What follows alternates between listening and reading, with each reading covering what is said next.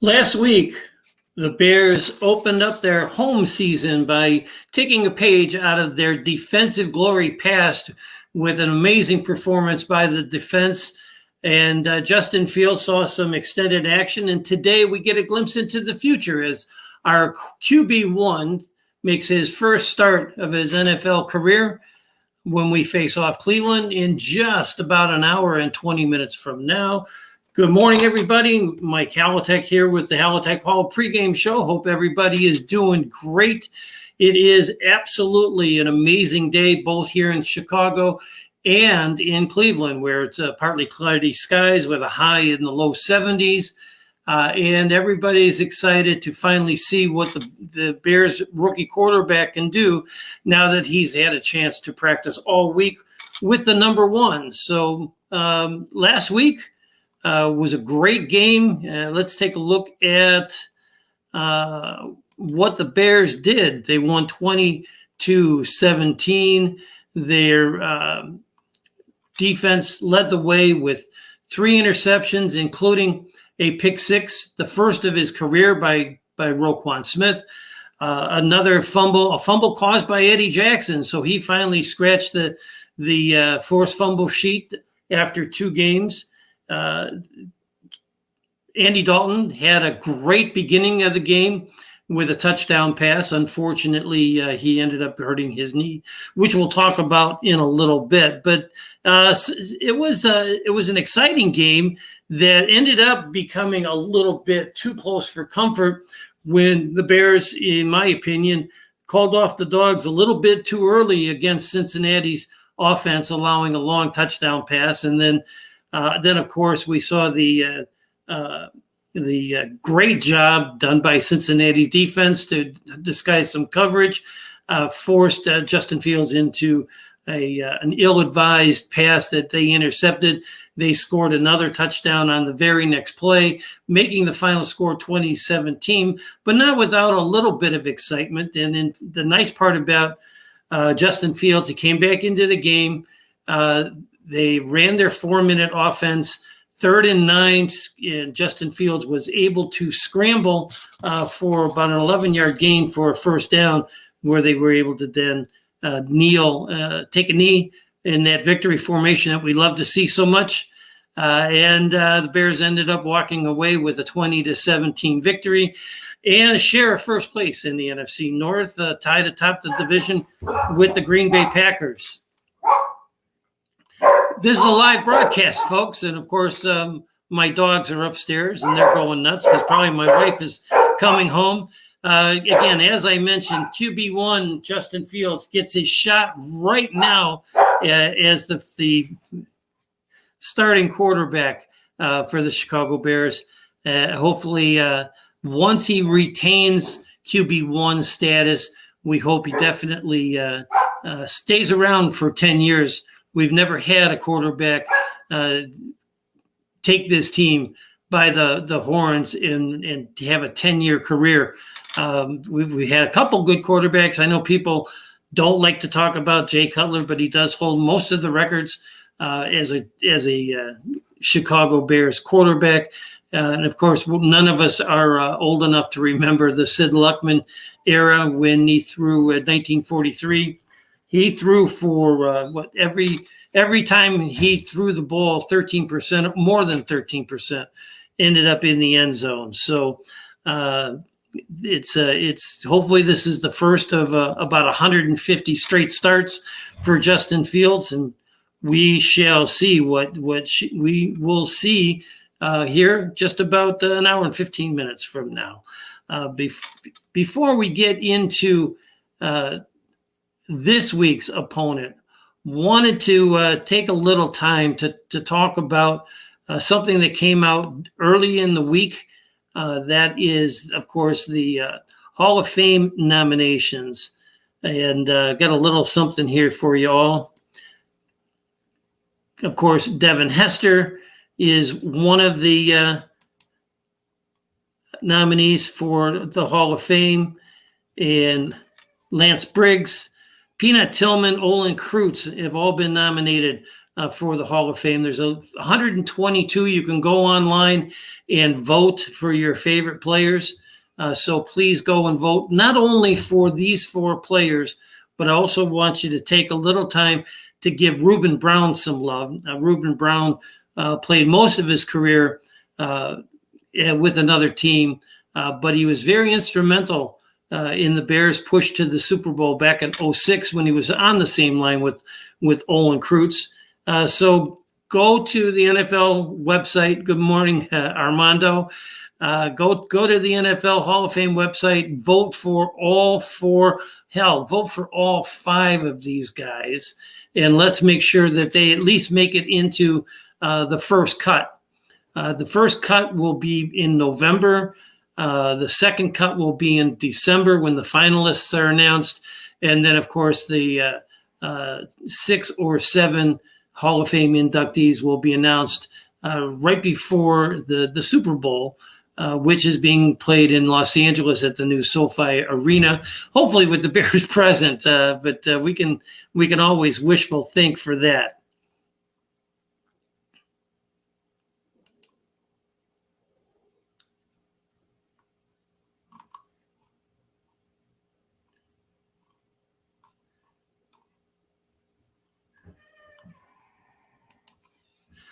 Time for the Bears History Corner. The Bears, with our little Bears bits, you can see that the Bears are playing the Browns today. They've actually been playing the Browns since 1951. 1951 was the first year Cleveland was in the NFL. And but despite the fact that they've been around since 1951, this is only the 17th meeting between the 2 teams. A little bit of a trivia question for you guys. Obviously, being in the league since 1951, that means Cleveland has been around longer than the AFL, but the Cleveland finds themselves in the AFC.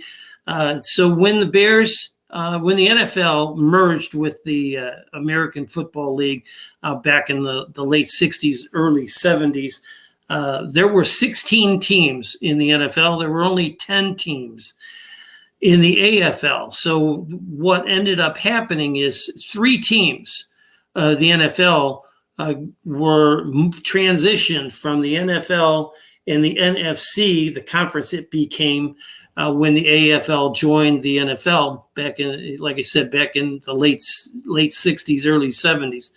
The question is, what 3 teams, you already have 1, Cleveland. What are the other 2 teams that got moved from the old NFL into the AFC to even out the league at 13 teams per conference? The last time that the Bears met Cleveland, and as you can see, the Cleveland Browns lead the series 9-7. They dominated actually early on, but the Bears have won the last 3 straight. And the last time that they played each other, the Bears won 20-3. That was Mitch Trubisky starting that game in Chicago.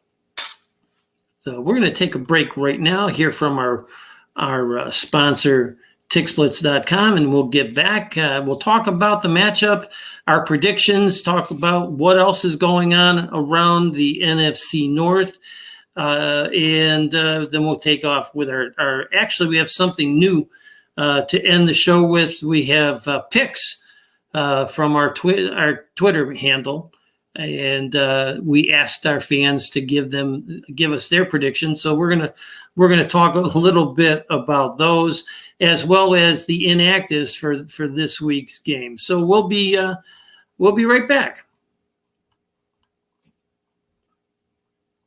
I just heard my favorite band is in town. I'd love to get good seats, but everywhere I've looked, the ticket sites have crazy service fees. Haven't you heard of TickSplits? Who? TickSplits. They don't gouge you with crazy fees. The price they advertise is the price you pay, plus a small delivery fee. Never pay service fees again. Go to TIXBLITZ.com today. TickSplits.com. Guaranteed seats, low prices. That's TickSplits.com. Every ticket, every venue, everywhere.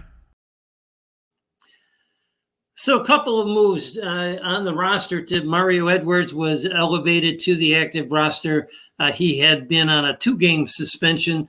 The Bears did not have to make a corresponding move because they had placed Larry Borum on injured reserve prior to last week's game. They did not make a corresponding move by adding anybody else to the roster. So he ends up taking the place of Larry Borum. And we'll go from there. So the Bears are playing, as I mentioned, the Cleveland Browns. Baker Mayfield so far has had a pretty decent year in terms of completion and yards-wise. He's thrown for 534 yards on 40 of 49 passing, but he only has 1 TD so far. He also has thrown 1 interception in each of the first 2 games. Cleveland is 14th in passing yards after 2 weeks, averaging 267 per game. They're 3rd, though, in rushing with an average of 154 yards per game. Cleveland is 5th in scoring with 8 touchdowns, 7 of those on the ground. So obviously the Bears have some work cut out for them. But after 2 weeks, the Bears ranked 4th in sacks with 6. Cleveland only has registered 3 sacks.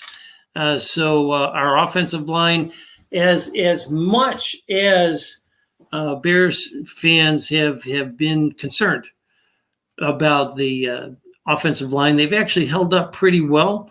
David Montgomery had a great week 1 running the ball. He only ran for about 60 yards last week, but the Bears still ended up eking out a victory. So let's take a look at the Bears' keys to victory for this week. Number 1, stout defense versus the run. We just talked about the prolific Cleveland running attack. They've got 7 rushing touchdowns on the year so far. The two-headed tandem of Chubb and Hunt have been extremely effective in both their games. And, of course, they played Kansas City and led Kansas City for the longest time. Kansas City only took over the lead after a botched punt where they fumbled the snap and allowed them to score from close in to give the Kansas City Chiefs the victory in that game. Number 2, eliminate drop passes. There were several drop passes, 3 of note in the game last week, all from the hands of Justin Fields, where Mooney dropped a pass early in the second half, which would have got them deep into Cincinnati territory. In the fourth quarter, Allen Robinson dropped a couple of touchdown passes. One was a 50-50 ball, but the other one was a perfectly thrown ball that hit him right between the 1 and the 2 and went right between his arms. So we have to eliminate those. Number 3, an effective game plan designed for Justin Fields. One of the things that Matt Nagy was criticized for a lot last year, and in fact, the entire time he had Mitch Trubisky as his quarterback, was he was trying to fit a square peg into a round hole. In other words, he didn't design the game plan effective for Mitchell Trubisky. But they need to change that this time around, and they have to emphasize what Justin Fields does best. He throws well on the run. He gets out of the pocket. He is very accurate with his throws downfield. So we need to force the ball downfield a couple of times early to loosen up the Cleveland Brown defense. They have to utilize the running game to open up play action passes against Cleveland, and they have to own the time of possession. And if they can do that, this could be a decent game for the Bears. And then last but not least, Baker Mayfield suffered an injury to his non-throwing shoulder last week, and they have to pressure him. If you had a chance to look at some of the tape from workouts earlier in the week, Baker Mayfield was seen when he would turn and hand the ball off to his left side, he'd actually reach around his body with his right arm to hand the ball off instead of handing the ball off with his left arm to protect that shoulder. So it'll be interesting to see what the Bears can do to force up some pressure. And they've got, they've got their hands, they've got their hands tied a little bit with obviously Eddie Goldman not playing again this week, but they've got a good chance with it because they've played well without Eddie Goldman so far this year. And then number 4, they pressure Mayfield because of that bad shoulder. So what are your thoughts, folks? Let's take a look at what we've got. Patrick Shire out of California said, "Good morning, Mike." Armando said 1 drop was a TD. Well, there were actually 2 because that 50-50 ball could have been caught by Allen Robinson for a touchdown as well.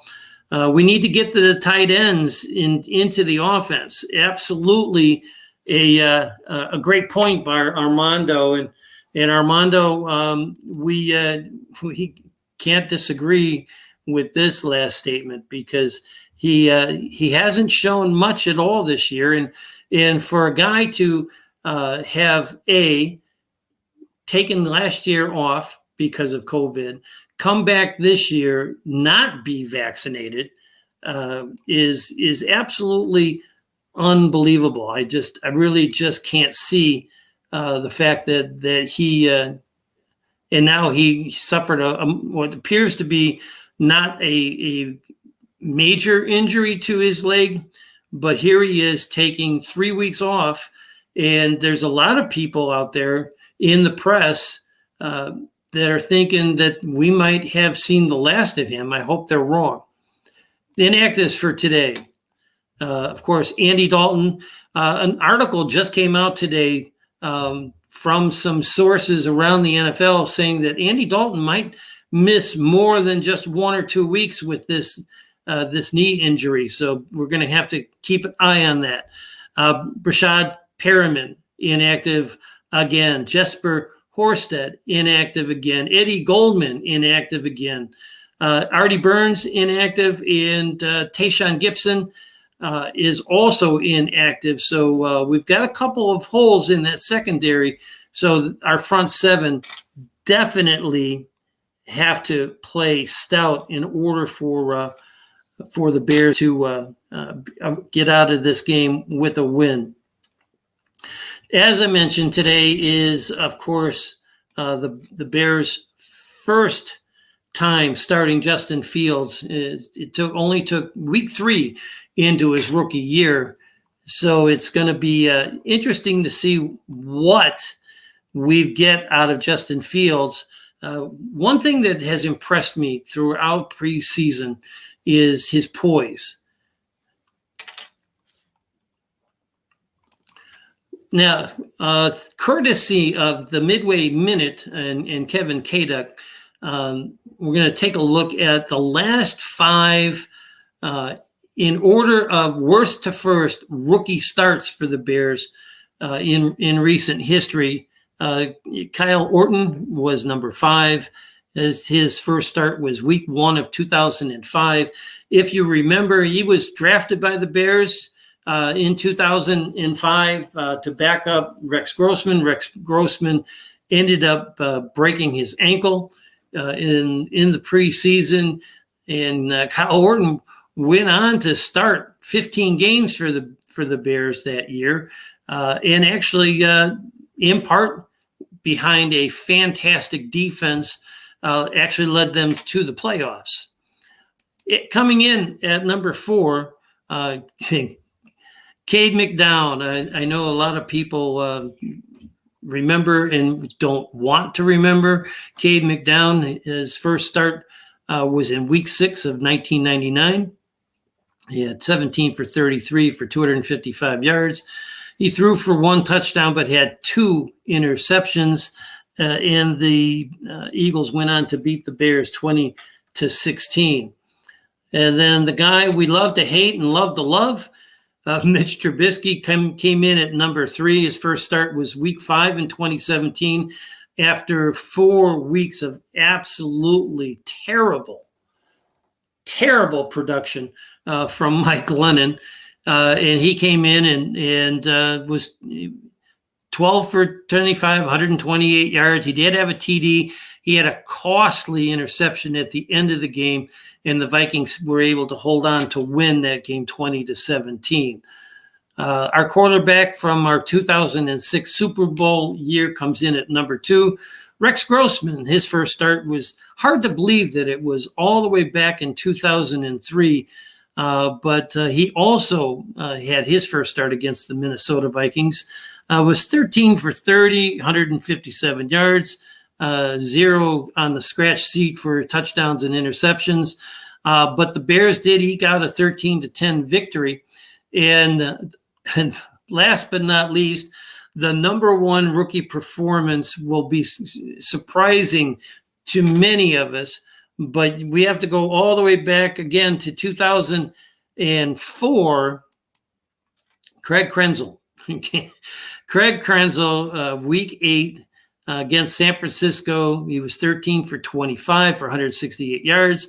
He had a TD and an interception and led the Bears to a 23-13 victory. So some very interesting stats from our last 5 starting rookie quarterbacks in their first game. So when it comes to predictions for today's game, what do you think? Those of you chime in, throw up your comments. It'll be interesting to see what you guys have to say. Earlier in the week on our Halatek Hall show on Wednesdays, we had Cam Ellis from NBC Sports and 670 The Score. He was on the show and sadly predicted a Cleveland Browns victory at 27-21. And the editor-in-chief from the Windy City Gridiron, Lester Wiltfong, said 23-17 Cleveland.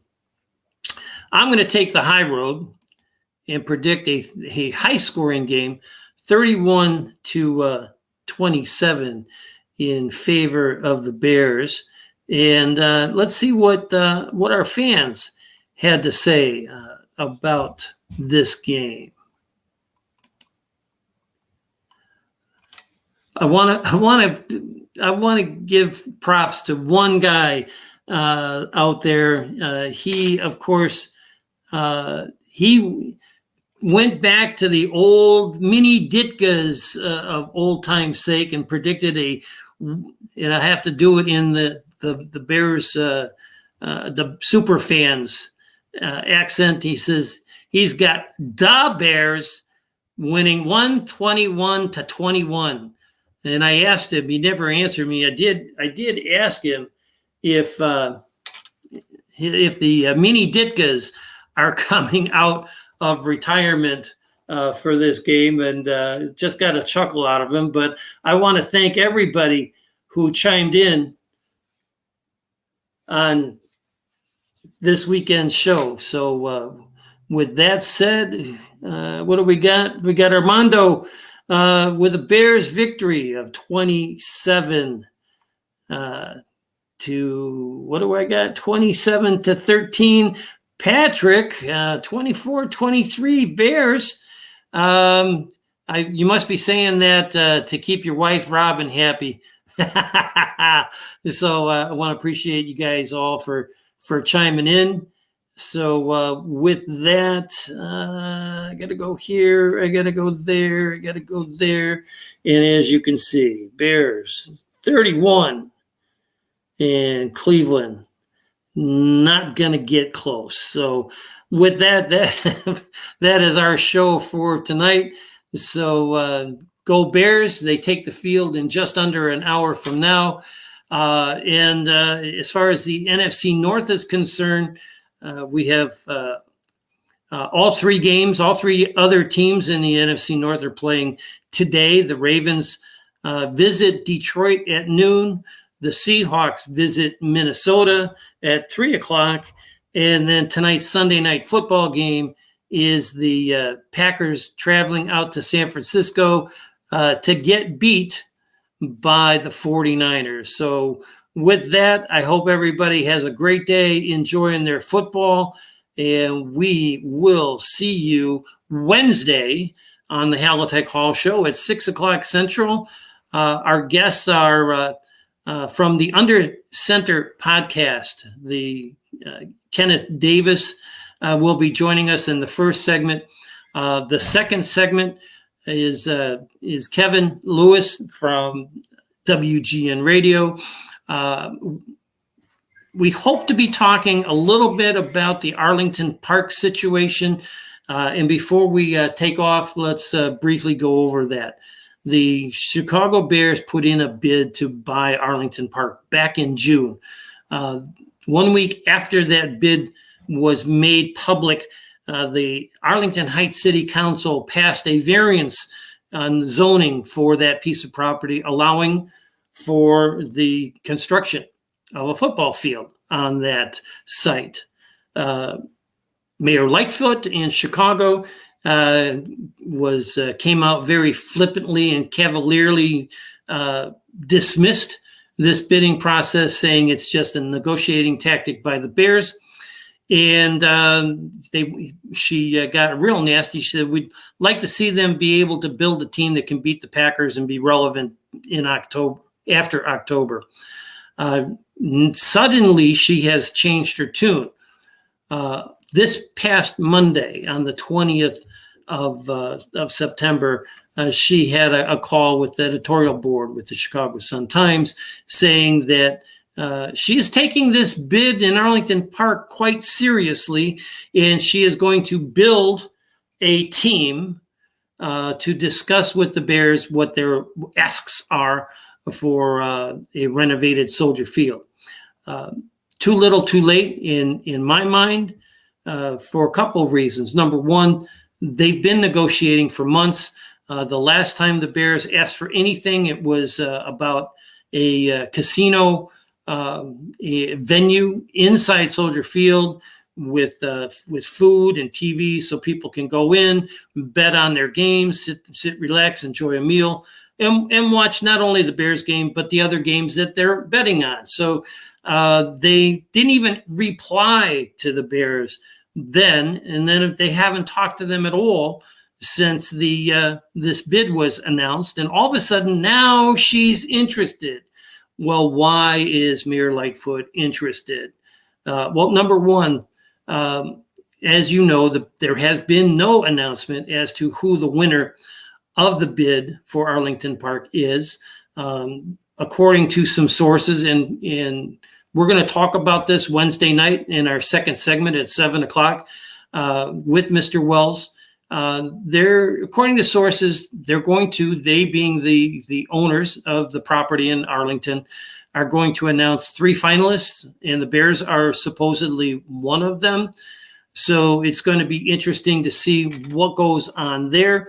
But more importantly, the racing season apparently the announcement of these finalists was being held off until after the racing season. Well, guess what? Yesterday, the 25th of September, was the last day of racing at Arlington Park.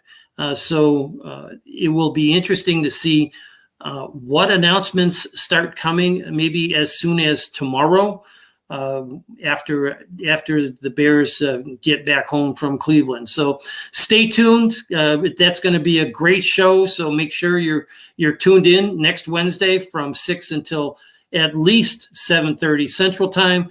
And of course, we'll be talking today's game, and we'll be talking next week's game against Detroit. And last but not least, we're going to have a big conversation about what's going on with the Bears in their hopes for a new stadium. With that, my name is Michael Halatek. We'll see you on the Halatek Hall Show Wednesday at 6 o'clock Central Time. Stay tuned, everybody, and let's have a great Sunday.